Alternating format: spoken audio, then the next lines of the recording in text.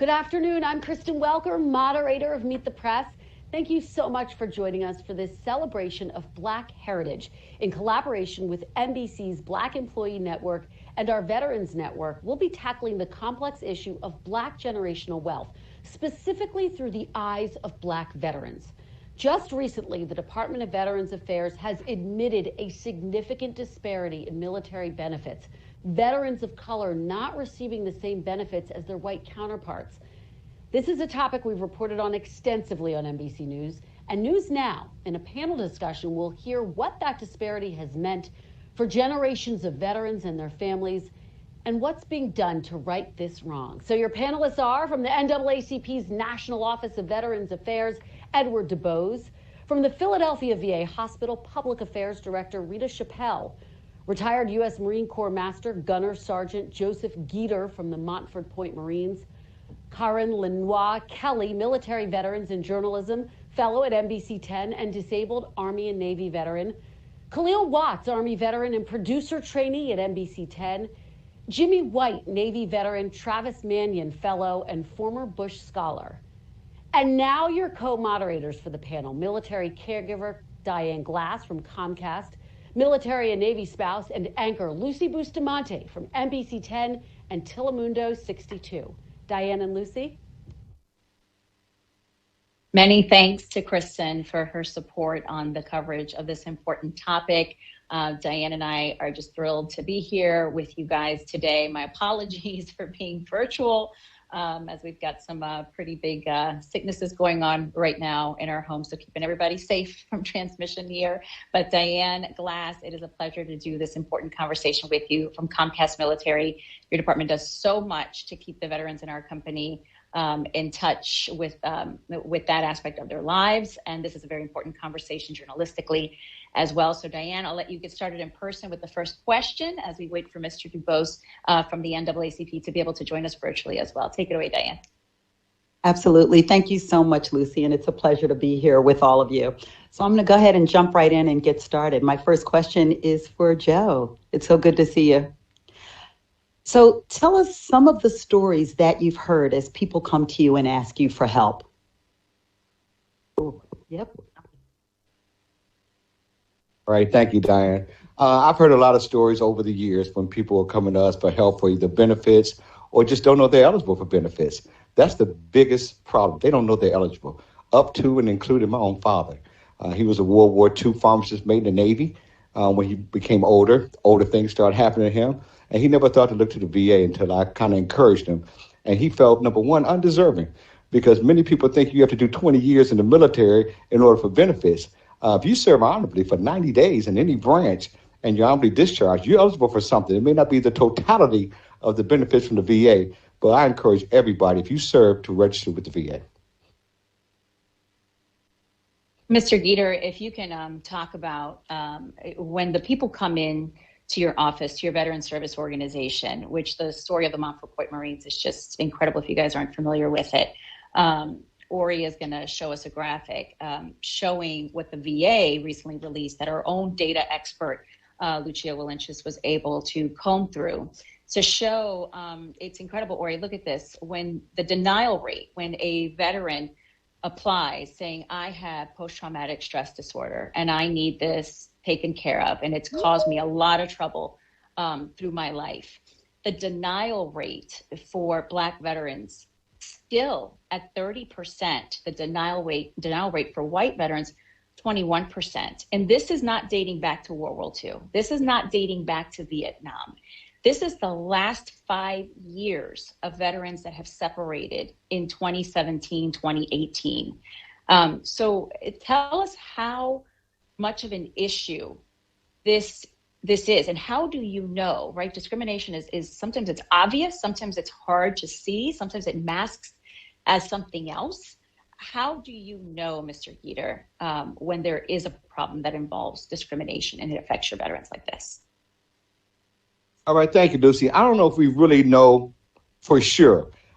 We can suspect. What I do is I try to encourage all veterans first belong to a veterans organization, be it the VFW, the American Legion, the Montford Point Marine Association, because most of these organizations have veteran service officers who are trained by the VA to identify and to help walk them through the process. The process could be daunting. And a lot of veterans that go, they get discouraged early. They don't understand the appeal process. You have to really have some stick-to-it-ism to that. And you have to have somebody to be your advocate. And we're lucky in Philadelphia. I've got a veteran service officer named is Willis Gray. He's a Vietnam vet. He knows the system. He encourages vets, and I have a joy watching him work with vets and tell them to stick to it. It's not over yet. Don't let the first denial discourage you. And another reason, at least I think, this is a Joe Gita theory, is that a lot of some African-American men are reluctant to share those dark experiences because we were told to toughen it up all our lives, toughen it up and you'll be okay. So to open up to what they think is a stranger, a VA psychiatrist, to tell them about your most intimate fears, it's scary.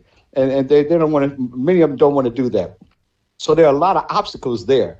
But I think one of the solutions to this is to get involved with a veterans group, get a veteran service officer who knows who's has served, who has wore the cloth of the uniform, and let them do their job. And you got to do your job too. And your job is to stick with it. I've been going through the VA system personally. I retired from the Marine Corps in 2001, 23 years ago, and I'm still going through the process for my disability 23 years later.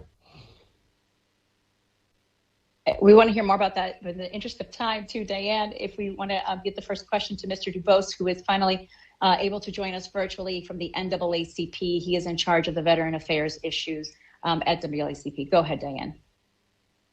Actually, Lucy, I'm going to toss it to you to ask that first question for Ed. Sure, no problem. Absolutely. Ed, this is the first year that the NAACP decides to partner with the VA. We've heard the stories of just distrust between the Black population and the Department of Veterans Affairs historically. Tell me why you all decided that this year was the year where the VA could use your good standing and your membership to gain the trust of the Black population, to be able to get your members who are military to enroll for their benefit. So first of all, let me thank you for allowing me to be a part of such an esteemed panel. The NAACP, and we're thankful also for the relationship that we've established with VA. So our reason for getting involved, just like the other gentleman spoke, we have units across the country, 2,200 units across the country. And all of our units, we have Veteran Affairs Committee. And our members were letting us know, listen, we're part of this organization, but we're still suffering in terms of being able to get the benefits that we deserve. And so we thought it important to go to the source. And so we were invited to a meeting with Department of Veterans Affairs, February of 2023, where we decided to start that process. Let's sit at the table and tell you what's really going on. And what's really going on is African-American, Black and brown soldiers are not getting the same benefits. So let's find a solution. And part of that solution was to establish a memorandum of agreement. Let's come to the table now. Let's not look at the paperwork now. Let's come to the table and look at real numbers of people who are out there suffering. That was our main reason for getting involved.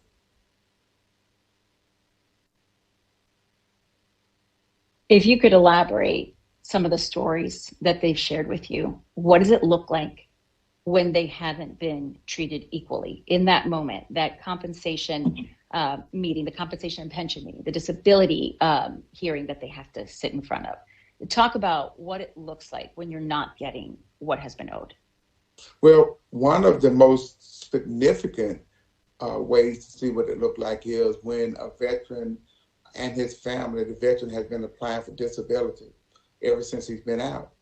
And the worst case scenario is when the veteran is no longer with us. He never got the benefits that he deserved. He's no longer with us. So the first way it looks like is when the family is sent to us, who are also members. My husband or my wife has been applying for disability for a long time. They're no longer here. That's one scenario. The other scenario is you have veterans out there who can't work the way they would normally have worked before they came in the military or while they were in the military, and they are still not getting the benefit that they deserve. And at the same time, they can't work and provide for their family. Those are awful scenarios. Dyanne, I'll let you take it back to the panel in person here, because all of these veterans they've had experiences with what that feels like. I know Jimmy and Karan, especially, if you can guys get into that. Dyanne, go ahead. Yeah, absolutely. Thank you, Lucy. My next question is for Jimmy. Jimmy, talk a little bit about your work as a pastor in mostly Black churches. You volunteer in the veterans community. How do you feel the GI Bill Restoration Act will look for these generations? Thank you so much for that question and for having this panel. It's such an important dialogue to have. And I felt the comment about, Black men being vulnerable. This is one of those environments that you guys have made a safe space, but also a brave space for us. So I thank you so much for that. What we're seeing is that specifically our Black veterans feel like they're not present and they're not accounted for. That we are the lost generation, we are the lost population. So when I see a veteran that comes to my church, or I see a veteran that is introduced to one of our area veteran service organizations, they unfortunately come with this stigma of people saying that they're broken. When in reality, we're not broken. We have overcome struggles and hardships to get to where we are today. We're not setback people, we're actually overcomers. And being that the case, when we go into the system that's supposed to protect us, the system that's supposed to support us, the government that's supposed to take care of us, and we get denied and we get rejected, it's almost like getting rejected by your mother or your own father. It's even worse because we sacrifice years of our lives and our fellow comrades have passed away in service to our country, and we still struggle today to receive benefits. I'll give you a real quick history lesson. After World War I, the government realized that they made a mistake because all the returning veterans, the only thing that they received, Black, white, or indifferent, was $60 and a bus ticket home. After that came the Great Depression, and we saw that it was a social and economic impact from it. So the government said, let's fix it. Let's do the GI Bill. So the GI Bill comes along after World War II, and the GI Bill of Rights are set in place for two things: educational benefits and housing benefits. And what we saw was this amazing boom in economic mobility of white households and white families because of it. And small businesses. The World War II veterans, 50% of them came back, developed a trade that they were able to use their GI Bill to get educated on, and started a small business in their hometown. They then turned around and bought a house. Unfortunately, for World War II Black veterans, that was denied. And it was because someone very clever decided that it shouldn't be the government, the federal government, that administers these benefits, but do it at the state level. So that meant if you wanted to go get a house loan and you wanted to get in a nice white neighborhood, you had to deal with redlining laws and wasn't able to do it. If you wanted to get a college education, you got pigeonholed into going into an historically Black college, which at the time was underfunded, understaffed, and just didn't have the same educational level. So the GI Bill Restoration Act, which was just reintroduced to Congress again in November around Veterans Day, it restores those benefits to the surviving members of the family so they can have housing and they can have the educational benefits that were missed by that veteran. Unfortunately, that act is actually stalled in Congress right now. So we need more people to talk about this and bring it forth.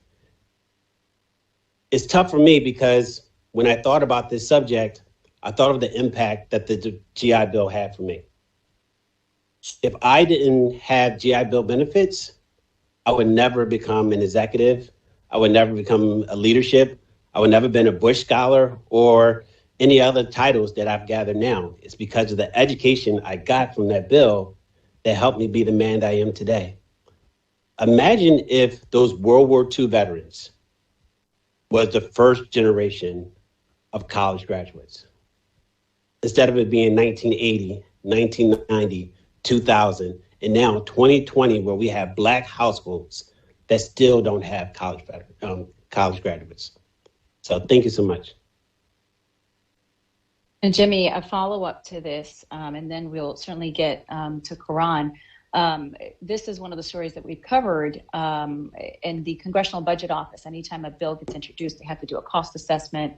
And it's a very expensive bill, just like the PACT Act is extremely expensive. But this one, even though it was introduced by Democrats, it has gotten Republican support in name. Now, they did the math at Brandeis University, which was the alma mater of one of the congressmen that introduced this bill, Seth Moulton, who's also a Marine. And the cost estimate, or the amount that they would pay the family, the first descendant of that World War II Black veteran, to make up for Jim Crow laws, make up for redlining, would be $80,000.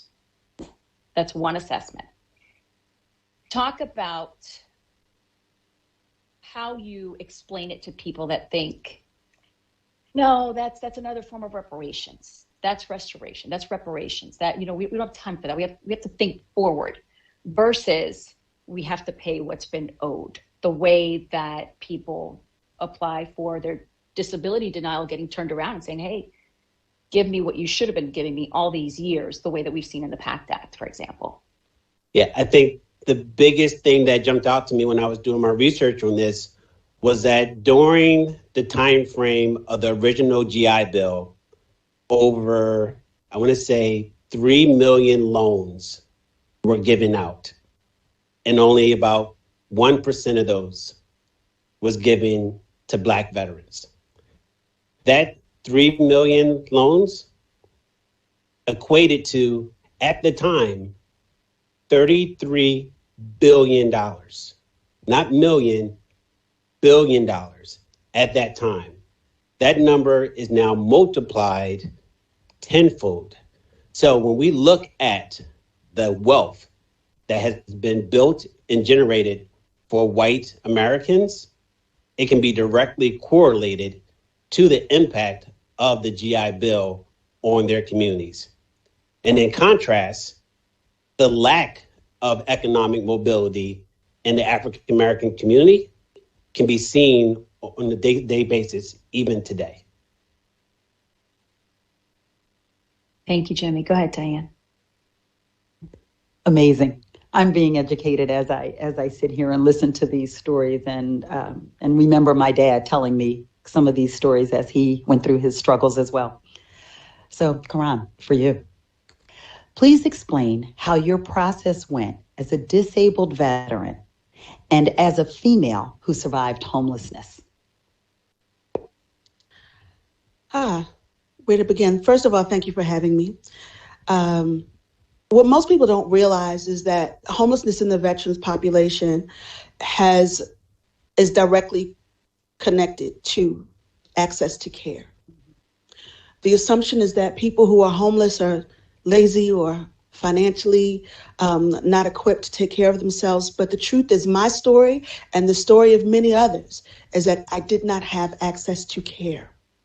I stayed in that 30% stretch for a long, long time. At the time when I did get awarded benefits, it stayed at 30% for years. And I did not get intervention without having to bring in attorneys, and had congressional intervention. And it was 5 years before I was able to get my full benefits. I am 100% permanently and totally disabled. I'm not ashamed of the fact that I was homeless. My story, coming through the VA system, helped change the trajectory of how they treat homeless veterans now. Now, I had conditions that were deteriorating over time, so I was not getting the care that I needed. At the time when I got out, if women needed health care through the VA, we couldn't get it unless it was a broken bone. If it had anything to do with being a woman, anything to do with reproduction, we had to pay in the general market for our own health care until President Obama got in office and established women's health care centers. That is relatively new. It's not a long time. And so many things, just like in the PACT Act, there's some presumptive conditions that are directly related to burn pits, to environments that we were also exposed to. Women in the veteran system, women in the VA are the bottom rung. Black women are the bottom rung. We are the forgotten breed. But the fact that it used to take me 8 hours to take one appointment because the VA was an hour away and there was no transportation. And I have a family and I have children. And I had to make moral decisions. I had to make decisions based on whether or not I could get back home or take a doctor's appointment. So I would go to work. I would work until I got sick, and then I would be down twice as long as I was working. That led to me not being able to maintain stable housing. They call it transient homelessness. I moved from place to place. I utilized the laws of the country to keep my kids in good schools, made sure that we kept it together. But during that process, the trauma that it caused me and my family from not being able to stay safe because I was sick. It's one thing to have a body that betrays you, but it's another thing to serve your country and then have them betray you as well. And it takes way too long for us to get what we have earned, not what we deserve, not what we qualify for, what we have earned. And we start with respect for all vets. Ron, thank you for that. If you could elaborate, I know that I've heard you speak before on the Speakers Bureau, Military Veterans and Journalism, along with Jimmy as well. If you could elaborate on that one woman from that Veterans Service Organization that gave you that hand up, that not just took you out of homelessness, but put you into a space where you could start not just a job, but a dream career of podcasting and doing it so early and many times from your hospital bed. Talk about the power of being connected to the right veteran service organization and why you would encourage others to do so. The organization, I proudly state, is Women Veterans Interactive Foundation. The CEO, her name is Ginger Bain Miller, and I attribute Ginger with helping to save my life. During a time when I was volunteering for one of her events was during the time when I was also deteriorating in my own healthcare. And I ended up needing help. And she had a program called Operation Safety Net. And what Operation Safety Net did is cut through the fat in the VA, galvanize this beautiful community of women veterans and leaders from all over the country to put money together to make sure I had a roof and to make sure I had food and to make sure I had gifts for my children on Christmas and to make sure that I also had the social community and support to be able to lift myself back up, that I was able to. There's some days I can't get out of bed. Some days I can't get up. And some days I can get up, and I do. And I have a big mouth. So big surprise. So I'm very good at advocating for myself. But when you're in the throes of depression, I suffer with invisible disabilities. When you don't know where to turn, we need people to stand in the gap like Ginger Bain Miller and Women Veterans Interactive Foundation. It took 5 years for me to get support for housing from the VA, for healthcare for the homeless. 5 years.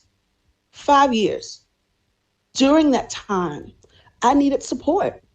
And this woman and this organization of amazing, powerful women and men, they stand in the gap for those of us who can't help ourselves. And she held my hand. She held my hand and held my heart while I walked through this with my children because she too was formerly homeless. Thank you for that, Karan. In all fairness, Dyanne, before you get to your next question, with Khalil, Rita Chappelle from the VA, Philly VA, was to be present. She got ill this morning, a lot of that going around.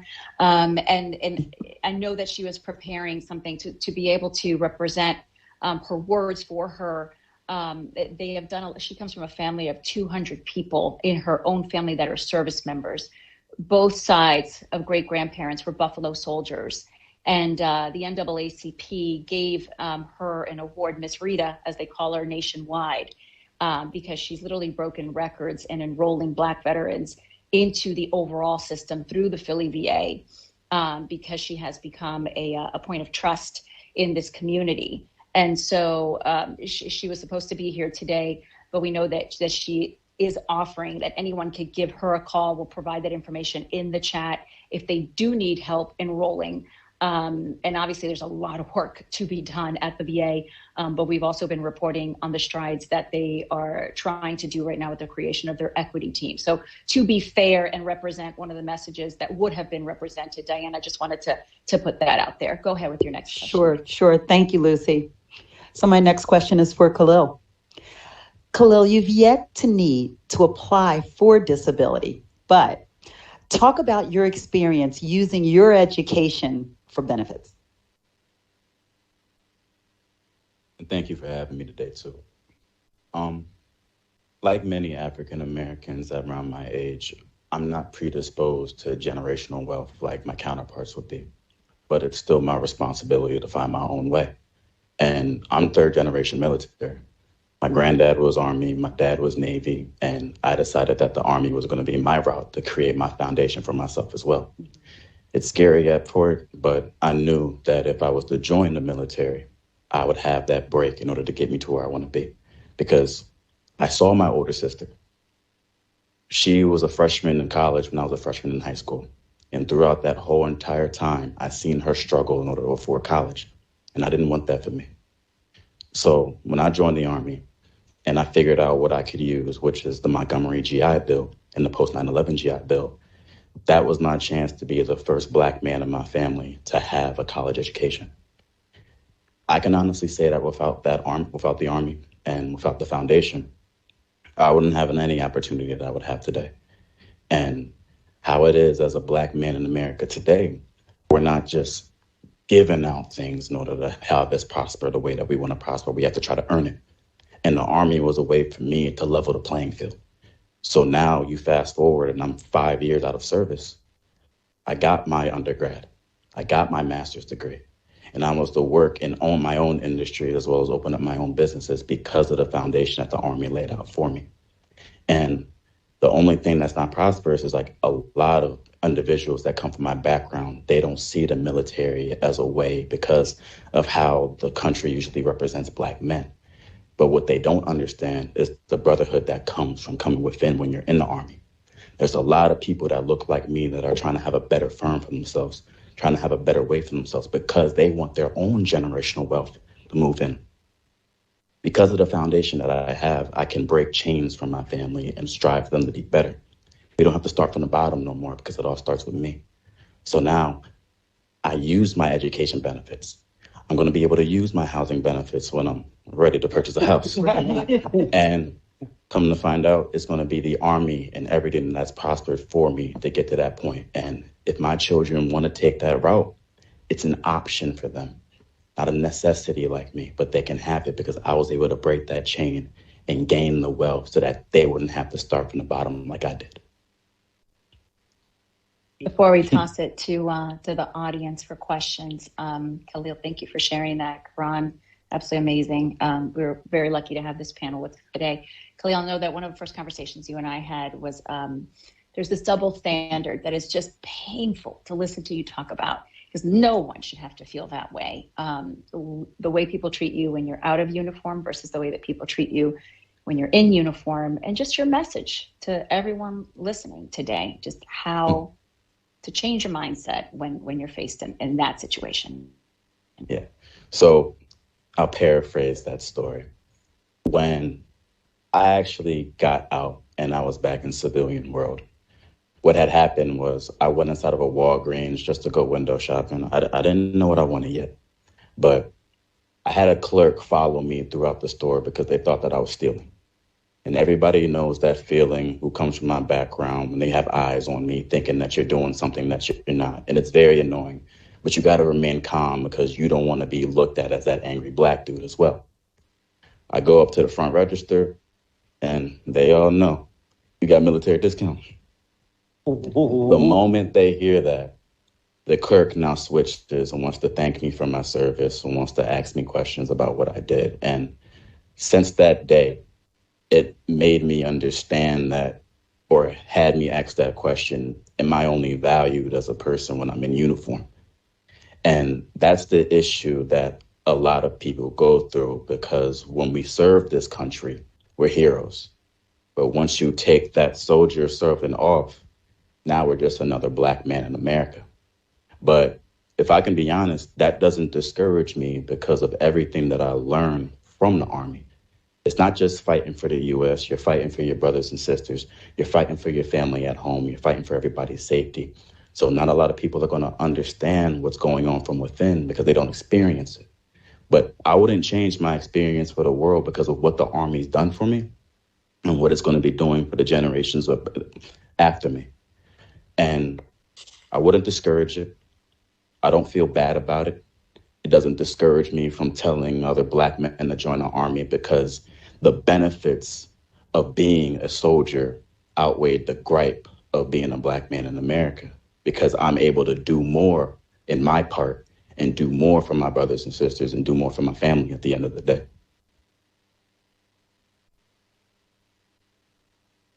Well, thank you so much for that. And we are going to open up the floor to questions now. I'll be watching the chat. Dyanne, if you want to take questions in person, by all means, go ahead.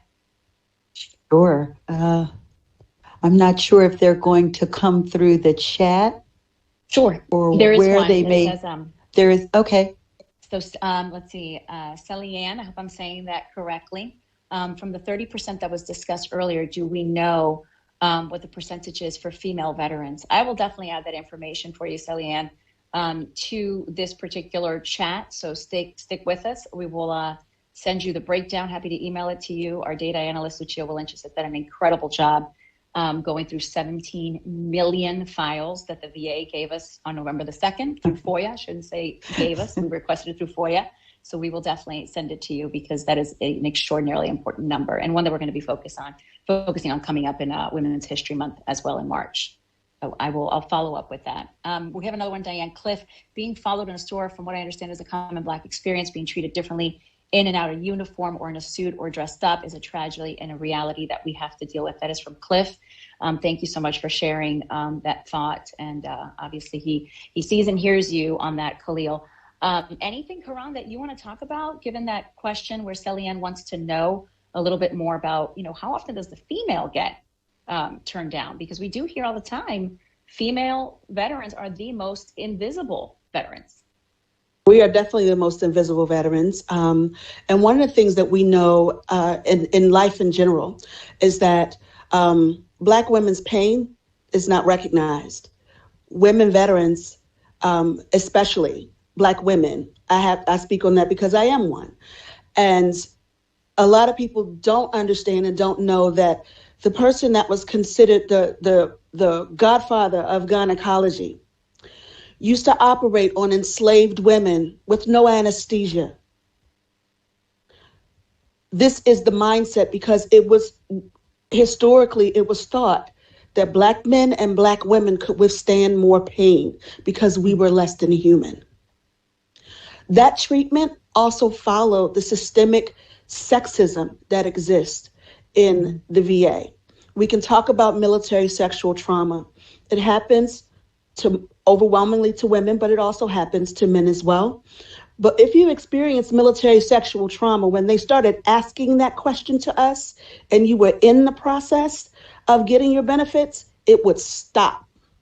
Your process would stop if you said yes, you had been subjected to harassment or military sexual assault. It would stop everything. It didn't matter whether or not you had PTSD. That's definitely a higher rate of denial for women than it is for men, because I believe military sexual assault should be a presumptive condition for PTSD for women specifically, because of the culture we've had to endure. So self-advocacy it's a blessing to be able to advocate for myself. But there's so many women who served who are not as forthright as I am. Thank you, Karan. Thank you. There are a lot of women who served World War II, women from the 6 888, their descendants are still with us. they've never even known they could have access to care. So I bring it all back to access to care and self-advocacy. The rates are definitely going to be higher for women veterans and even higher for denials for Black women veterans for those systemic reasons, systemic racism and systemic sexism. Thank you, Karan. Dyanne, I'll toss it back thank to you, you Karan. in case you have a question there in person. Or if Yeah, I'm not sure. Oh, do we have a question? You want to come around this way? Okay. Okay.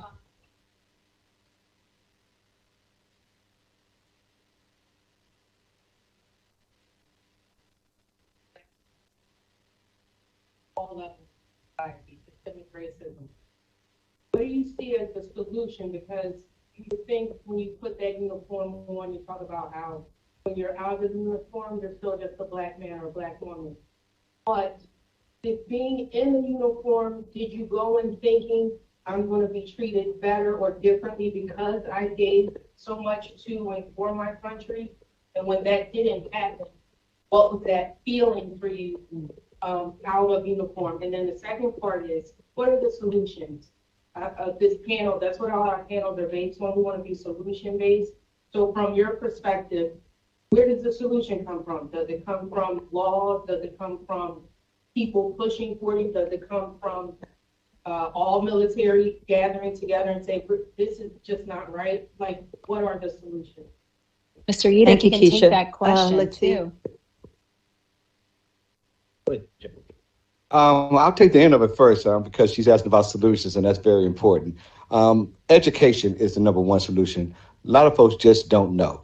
Political process, laws, and policies also help, but we have to help each other through education and communicating. That's what we try to do with the Montford Point Marine Association. We have a National Veteran Services Officer who is working with all of our 47 numbered chapters to make sure we have qualified veteran service officers within the local chapter level. We can talk about it from that 35,000 foot level, but unless you're on the ground level, looking veterans in the eye and talking about their individual problems, it doesn't carry as much weight. So education is important.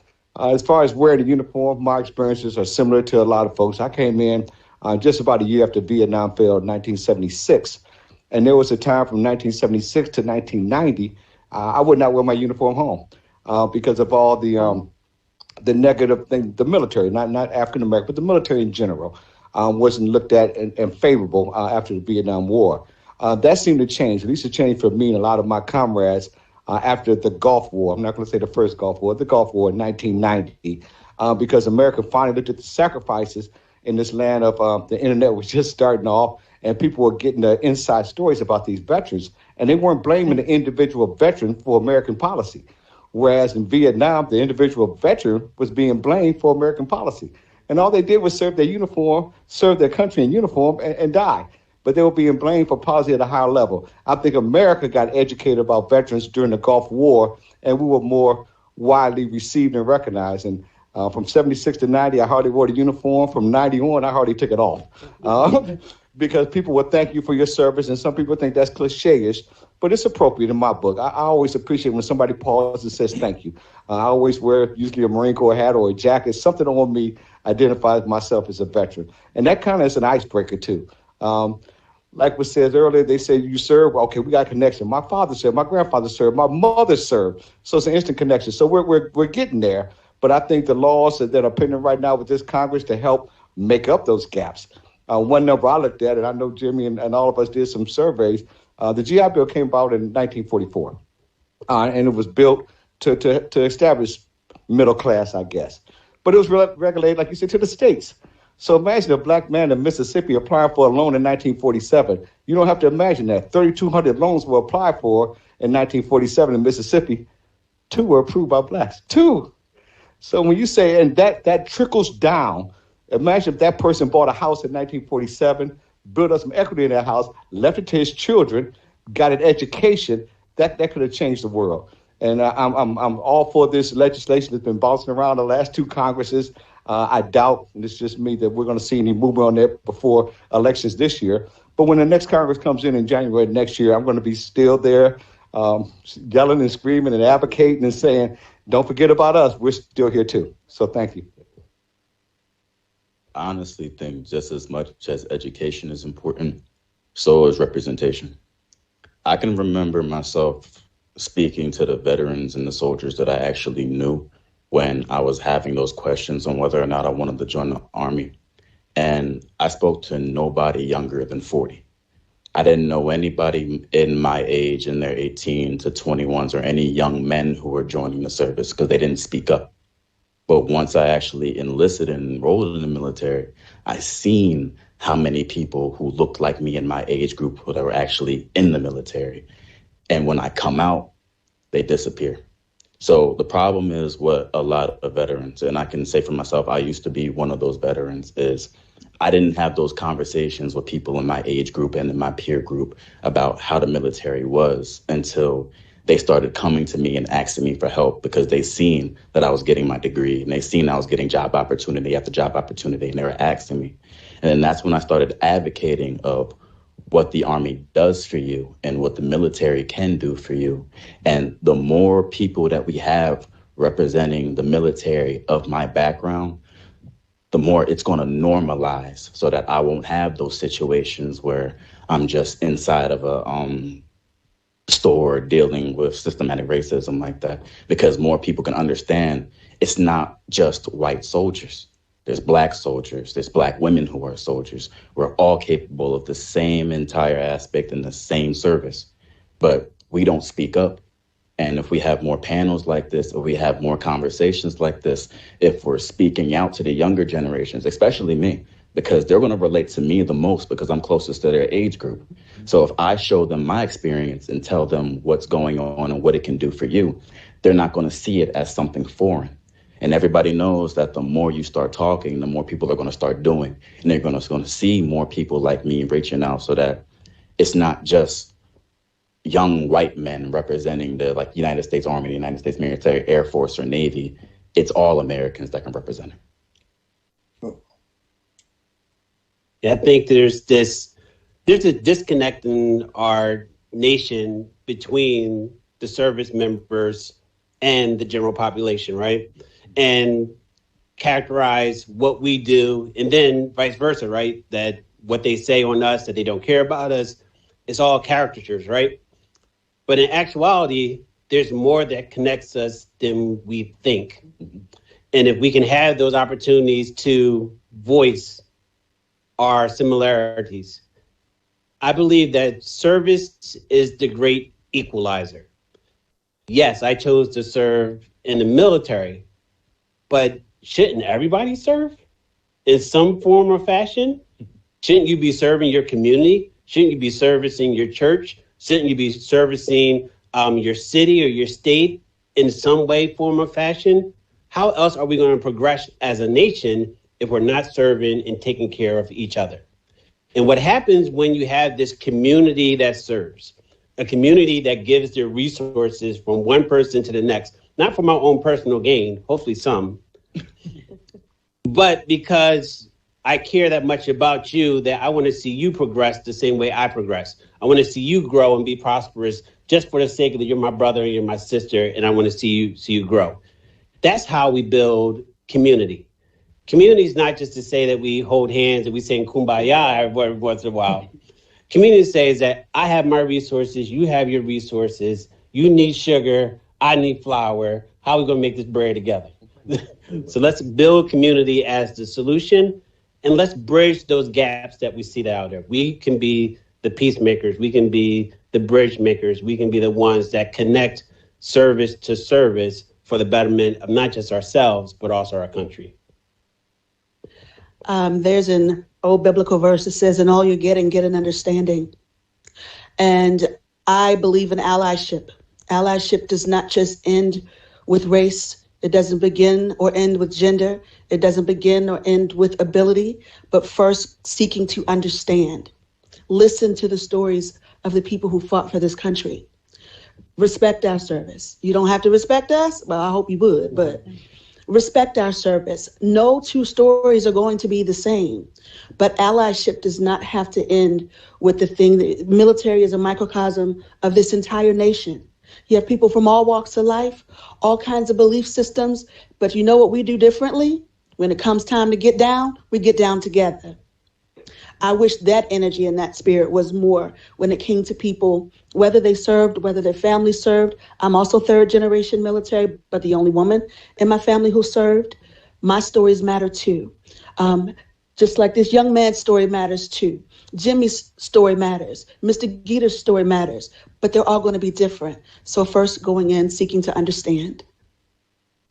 Mr. DuBose, we don't want to forget about you because I you're definitely online, by all want to means. step in. So what I would share with the audience that's listening now is, involvement is so important. I'll use my own self as an example. I retired out of the military in 1997. But before I retired out of the military, I was involved with civil rights organizations. I joined the organization in 1996. I didn't want to sit on the sideline. And so I decided to join this organization. I became the president 1 year after I retired out of the military. Moved my way up to the state, joined a veterans organization. And now in my fifth term on the national board, just got reelected. Since I've been out of the organization, I've joined even while I was in the American Legion. I've joined Disabled Veterans Association. We can't do it by ourselves. We have to do it as a team. Right now, I think that the head of the National Association of Black Veterans is a female. And we have great conversation. I am in touch with the Montford Marines national president. We've had good dialogue. And so those are the kind of ways we have to get involved. I've made it a point to get on a plane and fly to VA to sit down with their leadership. Right now, as we speak, they are reaching out to the NAACP and they want us to be a veterans service officer. Why is that important? Right? We have leverage in this organization. If you want to change things, some of the VSOs and some of the states don't look like us. Most of them don't look like us. And so in order to change the playing field, we have to get people that look like us. They reached out to the NAACP as a result of this MOA and asked, can we help them with Black physicians in VA hospitals? Why is that important? Those are the people making decisions on whether you're going to get disability or not. They don't look like you. They don't understand your story in most cases. And so we have to be in the places where we make a difference, right? We have to be in VA. Whether it's a Black physician, I'm a mental health professional when I'm not dealing with the NAACP. Trauma is real with Black veterans, especially Black women veterans. Trauma is real. And so we have to make sure that we are aligned with organizations and moving in the same direction, because some white veterans, many of them understand that the playing field is not leveraged, and they are willing to get on the battlefield because they know that when we bleed red, not black or white. So we have to come together as an organization. And one other thing, at our national convention this year, for the first time, they reached out. They want to do what we call a clinic. They want to be able to approve veterans on the spot at the convention. They want to be able to look at applications and let people apply for disability. Now, it's just a start, because I don't believe in just showcasing. We need to know that it's working. We don't need nothing because the report came out to make window dressing look good. We need to hold them accountable, but we need to be at the table. Tanya Bradshaw is the number 2 person in VA. She's a Black woman. She's the first woman ever to hold a position at VA. If we vote right, we're nonpartisan, but if we vote right, Tanya Bradshaw will be the deputy, will be the secretary of VA. And so she understands Black issues because she's a Black woman. And so that I just wanted to add that part, because it's so important to educate, organize, mobilize, and get on the ground and make it happen. Mr. DuBose, thank you for that. And I just want to wrap it up virtually and let Dyanne wrap it up after me in person. But thank you all who are joining us virtually, from all of us here at NBC 10, y Telemundo 62. We really appreciate your participation as our incredible panelists, because we know that this experience runs deep, and we're very lucky to have you all join us for a very intelligent conversation and necessary conversation. So we will definitely include the information that you requested in our chat, And we will also include in our chat the veteran service organizations that are represented here in case you or a veteran in your life needs some assistance in getting what they absolutely earned and maybe just don't know about. Dyanne, over to you. Thank you, Lucy. We heard a lot. I can't thank you all enough for being here. We heard education, we heard teamwork, we heard alliance, having a seat at the table. It's important. It's important. So thank you all for being here. I appreciate you. Thank you, Lucy. Lucy. Thank you. Thank you all. Thanks, everybody. Thank you for joining this event. Thank you. Thanks, Lori. Thank you for everything. Thanks, Keisha, everyone. Nicole. Appreciate you.